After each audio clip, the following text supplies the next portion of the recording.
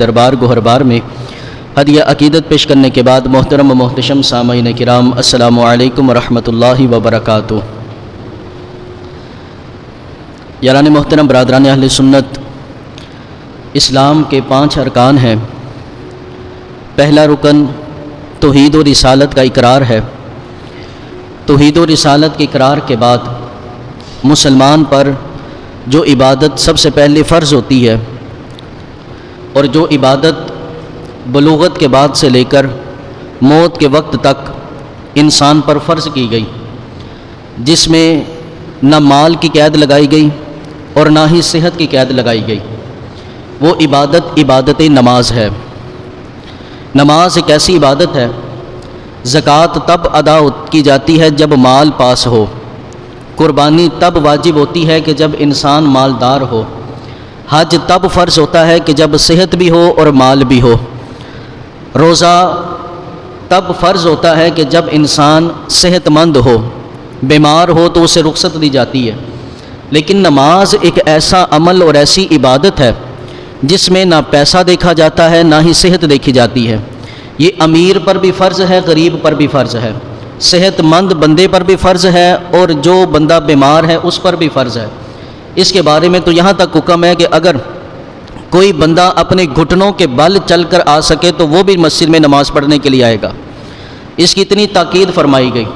اگر اٹھ کے وضو نہیں کر سکتے تو فرمایا تیمم کر کے نماز پڑھ لو۔ اگر اٹھ کر رکوع اور سجدے نہیں کر سکے تو بستر پر لیٹ کر ہی رکوع سجدے کی حالت میں اشاروں کے ساتھ ہی نماز پڑھ لو۔ یہاں نماز کی اتنی تاکید ہے، اور نماز دن میں 5 بار ہم پر فرض کی گئی، جیسا کہ حضرت معاذ بن جبل رضی اللہ تعالی عنہ جب رسول پاک صلی اللہ علیہ وآلہ وسلم نے آپ کو بھیجا کسی شہر کی جانب اپنا سفیر بنا کر، گورنر بنا کر، تو رسول پاک صلی اللہ علیہ وسلم نے انہیں تاکید فرمائی کہ وہاں کے لوگوں کو جا کر میری طرف سے یہ احکام سنانا۔ ان میں ایک حکم یہ ارشاد فرمایا، فَأَخْبِرْكُمْ أَنَّ اللَّهَ قَدْ فَرَضَ عَلَيْكُمْ 5 صَلَوَاتٍ فِي يَوْمِهِمْ وَلَيْلَتِهِمْ، کہ جا کر اس شہر کے لوگوں کو میری طرف سے یہ خبر دے دو کہ اللہ نے تم پر ایک دن اور رات میں 5 نمازوں کو فرض کیا ہے۔ یہ نمازیں 5 ہم پر فرض کی گئیں۔ آج جس موضوع پر گفتگو کریں گے وہ یہ کہ نمازوں کی رکعتیں کتنی ہیں اور ان رکعتوں کی فضیلت کتنی ہے۔ ہمارے ہاں کچھ نمازی ایسے ہوتے ہیں کہ جو نماز پڑھنے تو آ جاتے ہیں لیکن انہیں نماز کی رکعتوں کا پتہ نہیں ہوتا کہ ہم جو پڑھ رہے ہیں یہ سنت پڑھ رہے ہیں کہ واجب پڑھ رہے ہیں کہ فرض پڑھ رہے ہیں۔ نمبر 2، اگر جن نمازیوں کو پتہ ہوتا ہے کہ ہم یہ سنت نماز پڑھ رہے ہیں، یہ فرض نماز پڑھ رہے ہیں، تو ان میں سے اکثر نمازی ایسے ہوتے ہیں کہ جنہیں نماز کی فضیلت کا نہیں پتہ ہوتا۔ تو آج کے اس خطبے کے بعد انشاءاللہ آپ کو نماز پڑھنے کا مزید سرور آئے گا اگر آپ ان چند باتوں کو یاد رکھیں گے کہ جو نماز 2 رکعت پڑھ رہے ہیں، سنت پڑھ رہے ہیں، تو اس کی کیا فضیلت ہے۔ سب سے پہلی چیز کہ جو نماز فرض ہیں وہ اس حدیث پاک سے ثابت ہوتی ہے۔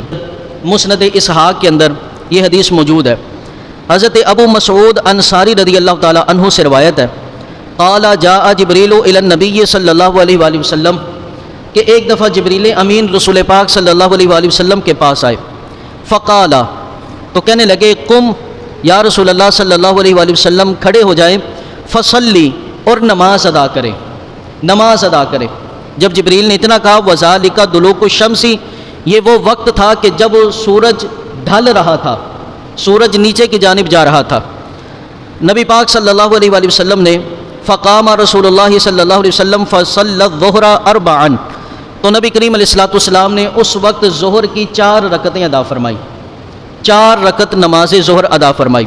ثم اتاہ، پھر کچھ دیر کے بعد جبریل امین واپس آئے، حین کان ظلہ مثلہ، تو سایہ ایک مثل کے برابر ہو گیا۔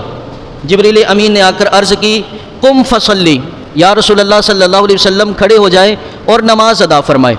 فقام فصلی العصر 4، تو نبی کریم علیہ الصلوۃ والسلام نے پھر 4 رکعتیں نماز عصر کی ادا فرمائی۔ ثم اتاہ حین غربت الشمس، پھر کچھ دیر کے بعد جبریل امین آئے اس وقت کہ جب سورج غروب ہو رہا تھا۔ سورج کے غروب کے وقت جب تشریف لائے تو فقال لہ قم فصلی، جبریل امین نے کہا، یا رسول اللہ صلی اللہ علیہ وآلہ وسلم کھڑے ہو جائے اور نماز ادا کرے۔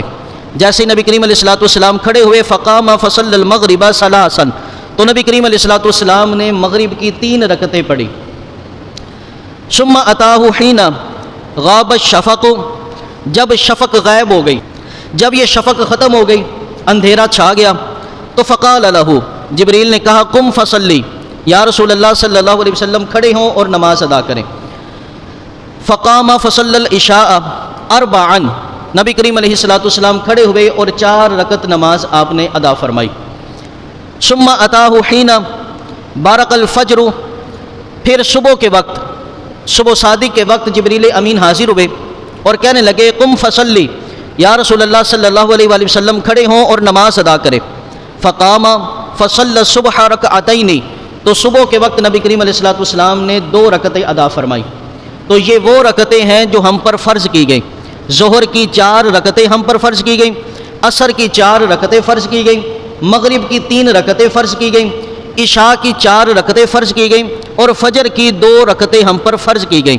یہ وہ نماز ہے. اسی طرح حضرت ام عائشہ صدیقہ رضی اللہ تعالی عنہا آپ فرماتی ہیں کہ اللہ رب العزت نے پہلے ہر نماز کی 2 رکعت نازل فرمائی. ابتدائی اسلام میں سوائے مغرب کے ہر نماز کی 2 رکعتیں فرض کی گئی تھی.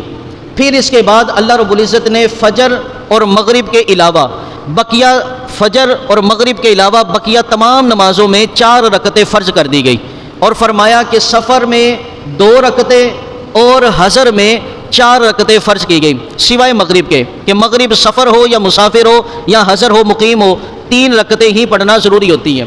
یہ تھی وہ حدیث پاک جہاں سے یہ فرض رکعتیں ثابت ہوتی ہیں. اسی طرح سنت، نبی پاک صلی اللہ علیہ وسلم نے ہمیں جو نماز دی اس میں کچھ رکعتیں سنت بھی ہیں. ان کی تفصیل اور اس سے پہلے سنت کی اہمیت سمجھ لیں. کچھ لوگ کہتے کہ جناب سنت کا حکم یا ان رکعتوں کا حکم قرآن پاک میں تو آیا نہیں. حضرت عبداللہ ابن مسعود رضی اللہ تعالی عنہ ایک دفعہ ایک مجمع میں خطاب کر رہے تھے. آپ نے فرمایا کہ جو عورتیں اپنے دانتوں میں فاصلہ کرواتی ہیں، اس دور میں عرب میں کوئی فاصلہ وغیرہ اپنے دانتوں کو کھرچواتی ہوں گی، فرمایا کہ ان پر اللہ کی لعنت ہو. جو اونٹ کے کوہان کی طرح اپنے سروں پہ جوڑا بناتی ہیں ان عورتوں پر اللہ کی لعنت ہو. پھر آپ نے فرمایا کہ جو عورتیں لوگوں میں نمائش کے لیے اپنی بھووں کو باریک کرتی ہیں ان عورتوں پر اللہ کی لعنت ہو. یاد رکھیں میک اپ، پلکیں اور بھویں اپنے شوہر کو دکھانے کے لیے یا شوہر کی خواہش کے طور پر اگر کوئی عورت کرے تو وہ درست ہے، لیکن لوگوں کی نمائش کے لیے اگر یہ بناوٹ کی جائے تو یہ حرام ہے. حضرت عبداللہ ابن مسعود رضی اللہ تعالیٰ عنہ نے فرمایا کہ ان عورتوں پہ اللہ کی لعنت ہے. ابھی خطاب سے فارغ ہوئے کہ مجمع میں ایک خاتون کھڑی ہو گئی. وہ خاتون کھڑی ہو کر کہنے لگی اے عبداللہ ابن مسعود رضی اللہ تعالیٰ عنہ، میں نے قرآن پاک کو پڑھا ہے، اور قرآن پاک جو 2 گتوں کے درمیان ہمیں ملا ہے اس قرآن پاک میں ہم نے یہ حکم نہیں پڑھا کہ اللہ نے یہ چیزیں منع کی گئی ہوں. تو حضرت عبداللہ ابن مسعود رضی اللہ تعالیٰ عنہ بڑا خوبصورت جواب دیا. آپ نے فرمایا اگر تو نے قرآن پڑھا ہے تو کیا قرآن پاک میں تو نے یہ نہیں پڑھا کہ اللہ ارشاد فرماتا ہے وما آتاکم الرسول فخذوہ وما نہاکم عنہ فانتہوا، کہ جو چیز میرے محبوب تمہیں دے دے اسے لے لو، جس چیز سے منع کر دیں اس سے منع ہو جاؤ. کیا یہ حکم تمہیں قرآن میں نہیں ملا؟ کہا جی یہ قرآن پاک میں حکم ملا ہے. تو بس کہنے لگے کہ جو چیزیں رسول پاک نے ہمیں دے دی ہیں ہمیں وہ حکم خدا کے طور پر لے لینی چاہیے، اور جس سے منع کر دیا ہے ہمیں اس سے باز رہنا چاہیے. تو اسی طرح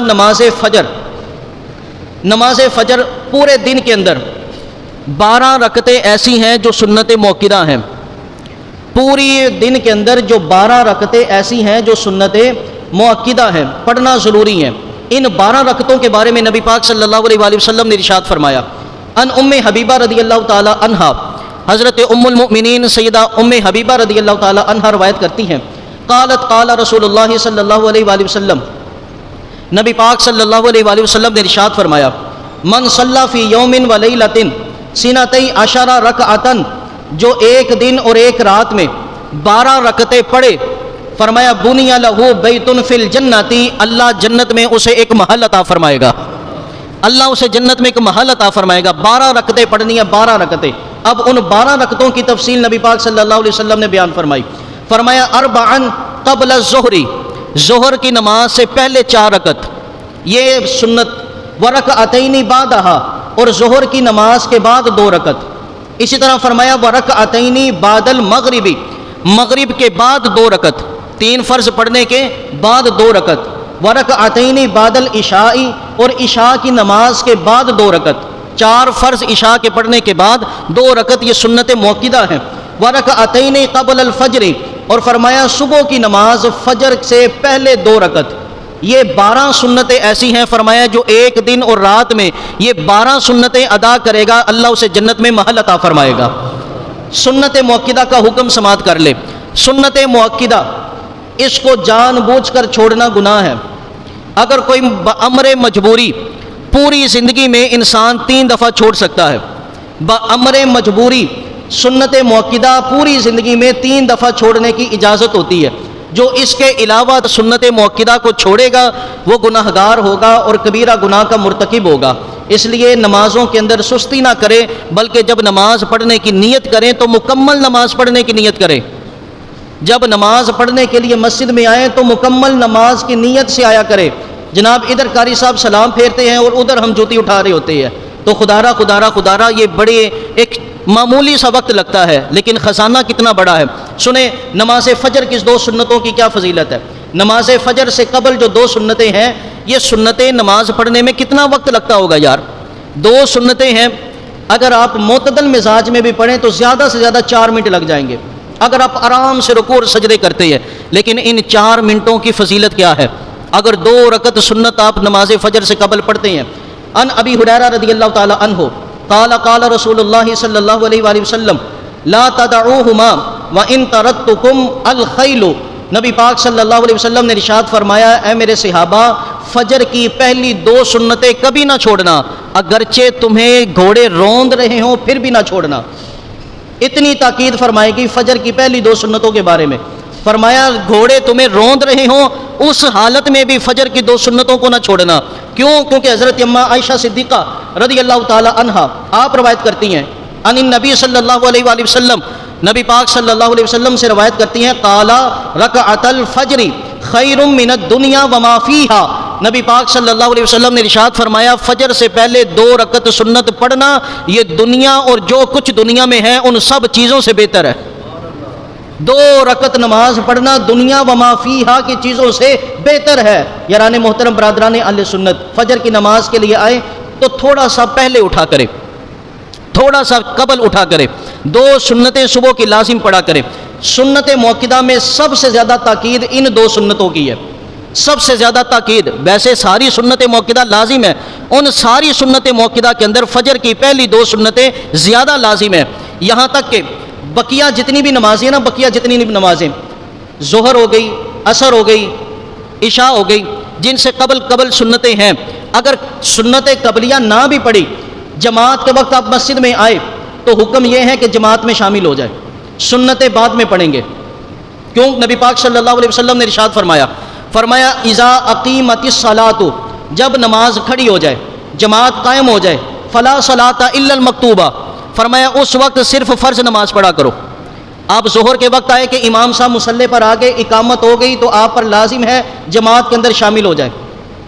اب سنتیں آپ سب سے آخر میں پڑھیں گے، لیکن فجر کی سنتیں اتنی موقد ہیں کہ فرمایا گیا اگر امام مصلی پر آ گیا ہے اور ابھی وہ ابتدائی رکعت کے اندر ہے کہ آپ کو امید ہے کہ میں 2 رکعتیں پڑھ کر اس کے سلام پھیرنے سے پہلے جماعت میں شامل ہو جاؤں گا، تو حکم یہ ہے کہ آپ 2 سنتیں پڑھیں پھر جماعت میں شامل ہو۔ فجر کی سنتوں کی اتنی تاکید ہے، اور اس پر حضرت عبداللہ ابن مسعود رضی اللہ تعالی عنہ آپ کا عمل مبارک بھی ہے۔ حضرت عبداللہ ابن مسعود رضی اللہ تعالی عنہ ایک دن مسجد میں داخل ہوئے کہ امام صاحب مصلی پر آ چکے تھے، آپ نے پہلے اپنی 2 سنتیں ادا کی، پھر آپ نماز فجر میں جماعت میں شامل ہو گئے۔ تو اگر تو امید ہو کہ ہم ساتھ مل جائیں گے امام کے تو پھر پہلے سنتیں پڑھیں پھر جماعت میں شامل ہوں، لیکن اگر پتہ ہے کہ امام صاحب اب دوسری رکعت کے سجدے میں ہیں، اگر ہم اب 2 رکعتیں پڑھیں گے تو جماعت چلی جائے گی، تو پہلے آپ جماعت میں شامل ہو جائیں، پھر مکروہ وقت کے گزرنے کے بعد آپ ان 2 رکعتوں کو پڑھیں گے۔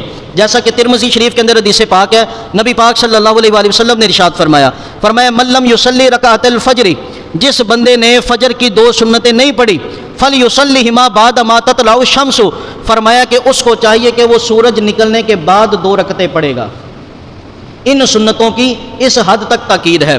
اور اس کے علاوہ نماز فجر کی تو اپنی بڑی فضیلت ہے، نماز فجر، نبی پاک صلی اللہ علیہ وآلہ وسلم نے ارشاد فرمایا جو بندہ نماز فجر کے لیے مسجد کی جانب چلتا ہے نا، وہ اپنا وہ صبح کا وقت یاد کرے۔ نبی پاک صلی اللہ علیہ وسلم نے فرمایا جو صبح کے وقت، جو رات کے اندھیرے میں مسجد کی طرف چلتا ہے، اللہ اس اندھیرے میں چلنے کی وجہ سے کل قیامت کے دن اسے کامل نور عطا فرمائے گا، اسے کامل نور عطا فرمائے گا، جو رات کی تاریکی میں مسجد میں چل کر آتا ہے۔ اور دوسری حدیث پاک میں نبی پاک صلی اللہ علیہ وسلم نے ارشاد فرمایا من صلی صلاۃ الفجر، جس نے فجر کی نماز پڑھی، فہو ذمۃ اللہ، وہ اللہ کے ذمے میں آ گیا، وہ اللہ کے ذمے میں آ گیا، اللہ کی حفاظت میں آ گیا۔ نبی پاک صلی اللہ علیہ وسلم نے فرمایا کہ اے لوگو، اس بندے کو نقصان نہ پہنچانا جس نے فجر کی نماز پڑھی ہو، کیونکہ جو رب کی حفاظت میں آ گیا، جو رب کے ذمے میں خلل ڈالتا ہے، اللہ پھر اس بندے کو اوندے منہ جہنم میں ڈالے گا۔ جو فجر کے نمازی کو تنگ کرے، فرمایا وہ جہنم میں جائے گا۔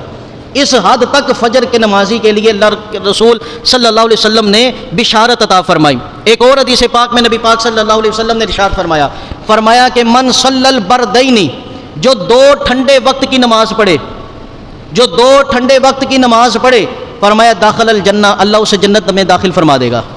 دو ٹھنڈے وقت کون سے ہیں؟ ایک فجر اور ایک عصر۔ فجر اور عصر کی نماز پڑھے، فرمایا وہ جنت میں داخل ہو جائے گا۔ اس کا مطلب یہ نہیں کہ جو یہ سوچ کر بیٹھا ہے کہ جناب دو پڑھ لی باقی کی خیر ہے، نہ، جو صحیح نمازی ہوتا ہے نا، صحیح نمازی، اس کی یہ سوچ بنتی کوئی نہیں۔ اس کا مطلب یہ ہے کہ صبح اور عصر کے وقت کی نماز بڑی مشکل نماز ہے، صبح اٹھنا بڑا مشکل ہے، اور عصر کے وقت دکان سے اٹھنا بڑا مشکل ہے۔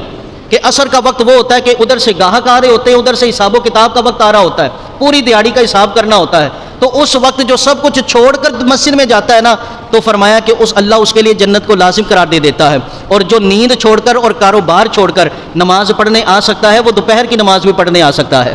یہ نماز کی برکت ہے۔ جو صحیح نمازی ہوتا ہے اس کی یہ نہیں بنتی۔ چلو یہاں پہ ایک حدیث پاک بھی سن لو۔ ایک نبی پاک صلی اللہ علیہ وسلم کے پاس ایک شخص آ گیا، آ کر کہنے لگا یا رسول اللہ صلی اللہ علیہ وآلہ وسلم، میں مسلمان ہونا چاہتا ہوں، لیکن میرے سے 5 نمازیں کوئی نہیں پڑھی جانی، میں 5 نمازیں نہیں پڑھ سکتا۔ یا رسول اللہ صلی اللہ علیہ وسلم مجھ پہ کرم فرمائے، میں مسلمان ہونا چاہتا ہوں۔ میرے آقا کریم علیہ السلام نے فرمایا کتنی پڑھ سکتا ہے؟ کہا یا رسول اللہ میں 2 پڑھ سکتا ہوں، یا رسول اللہ میں 3 پڑھ سکتا ہوں، 5 نہیں پڑھ سکتا۔ میرے محبوب صلی اللہ علیہ وسلم نے فرمایا تو 2 ہی پڑھ لیا کر۔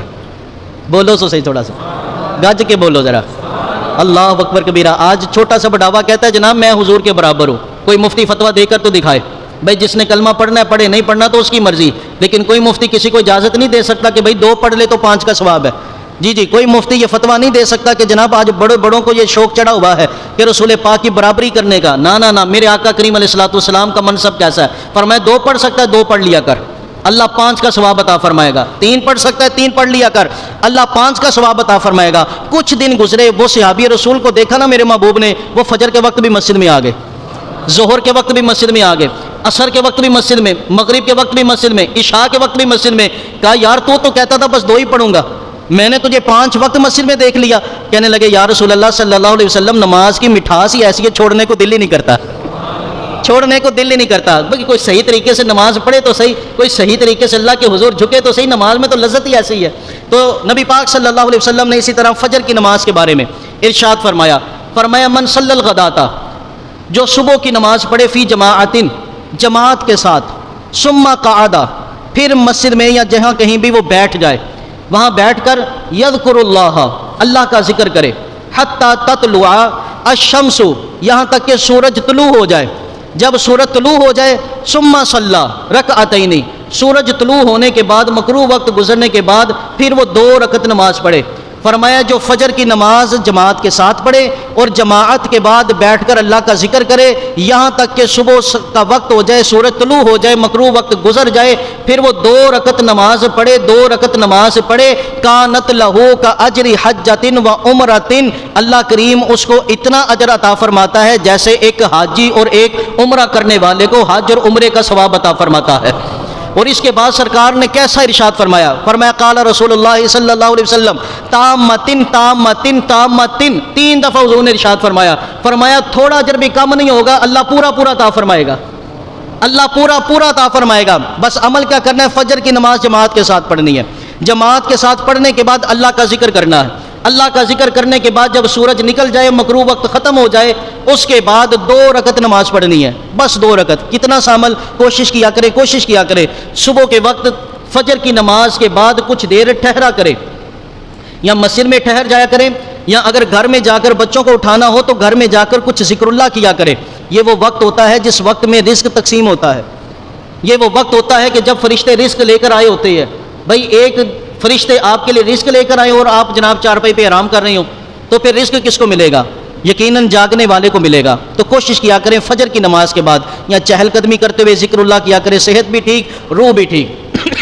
یا سورج طلوع ہونے کے بعد 2 رکعت نماز پڑھ کے پھر آپ ناشتہ کریں، یا آپ نے آرام کرنا ہے آرام کر لیں، لیکن اتنی دیر سورج نکلنے تک اپنے آپ کو جاگ کے اور ذکر اللہ میں محو رکھا کرے. اسی طرح ایک حدیث پاک میں نبی پاک صلی اللہ علیہ وآلہ وسلم نے ارشاد فرمایا کہ جو بندہ رات عشاء کی نماز جماعت کے ساتھ پڑھتا ہے اللہ اسے آدھی رات قیام کرنے کا ثواب عطا فرماتا ہے. اور فرمایا کہ جو صبح کی نماز فجر کی نماز جماعت کے ساتھ ادا کر لیتا ہے اللہ جل وعلا اسے بھی نصف رات یعنی آدھی رات عشاء کی نماز کا ثواب اور آدھی رات فجر کی نماز جماعت کے ساتھ پڑھے تو پوری رات عبادت کا ثواب عطا فرماتا ہے. پوری رات. اور جو رات کو جا کر عبادت کرتے ہیں نا، رات کو جا کر عبادت کرتے ہیں، اللہ رب العزت قیامت کے دن ان کے دلوں کو مردہ نہیں کرے گا. پچھلے جمعۃ المبارک میں ہم نے قیام اللیل پر پورا جمعہ سماعت کیا تھا. تو یاران محبت برادران اہل سنت، اسی طرح ظہر کی رکعتیں پہلی 4 سنت مؤکدہ ہیں. ان کے بارے میں نبی پاک صلی اللہ علیہ وسلم نے ارشاد فرمایا من حافظ علی 4 رکعات قبل الظہر و 4 بعدها، فرمایا جو ظہر سے پہلے 4 رکعتوں کی حفاظت کرے اور جو ظہر کی نماز کے بعد 4 رکعتوں کی حفاظت کرے، فرمایا حرمہ اللہ علی النار، اللہ اس بندے پر جہنم کی آگ حرام کر دیتا ہے. ہم تو جناب فرض پڑھے تو وہ بھاگے جائے، فرض پڑھے سلام پھیرے تو وہ بھاگے جائے. نہ جب گھر سے چلو پوری نماز کی نیت کیا کرو، پوری نماز کی. اور پتہ ہے یہ کب یہ انسان کا ذہن بنے گا؟ یہ تب انسان کا ذہن بنے گا جب وہ گھر سے یہ سوچ کر نکلے گا کہ پتہ نہیں یہ میری نماز آخری نماز ہے، پتہ نہیں اس کے بعد مجھے نماز پڑھنے کا موقع ملے گا بھی کہ نہیں ملے گا، پتہ نہیں اس کے بعد میں جناب نماز پڑھ سکوں گا کہ نہیں پڑھ سکوں گا. یہ ذہن بنا کے نکلو تو نماز میں سرور آئے گا. یہ نماز ہماری آخری نماز ہے، اس کے بعد ہمیں نہیں پتہ کہ نماز پڑھنے کا موقع ملے. یہ سوچ کر گھر سے نکلا کرے. انشاءاللہ آئندہ جمعۃ المبارک نماز عصر سے لے کر نماز عشاء یہ اور جمعۃ المبارک کی رکعتوں کی فضیلتیں اور ان کے جن احادیث سے ثابت ہے وہ احادیث انشاءاللہ بیان کروں گا. آپ سب سے یہی گزارش ہے کہ بر وقت تشریف لایا کریں کہ یہ دیکھیں کتنی قیمتی گفتگو ہوتی ہے، اس کو سمیٹا کریں، اس کو یاد رکھا کریں. پھر بعد میں جناب کوئی بندہ کہہ دیتا جناب اے رکعتیں ثابت ہی نہیں تسی پڑھی جا رہے ہو. بھائی جب آپ کو بیان کرنے والے بیان کرتے ہیں تو خدارہ اپنے وقتوں میں سے وقت نکال کر یہ آدھے سے پونا گھنٹہ مسجد میں جلدی تشریف لے آیا کریں. اور یہ دین علم حاصل کرنے کے لیے بڑا قیمتی لمحے ہوتے ہیں. اللہ رب العزت ہم سب کو عمل کی توفیق عطا فرمائے. وما علینا الا البلاغ.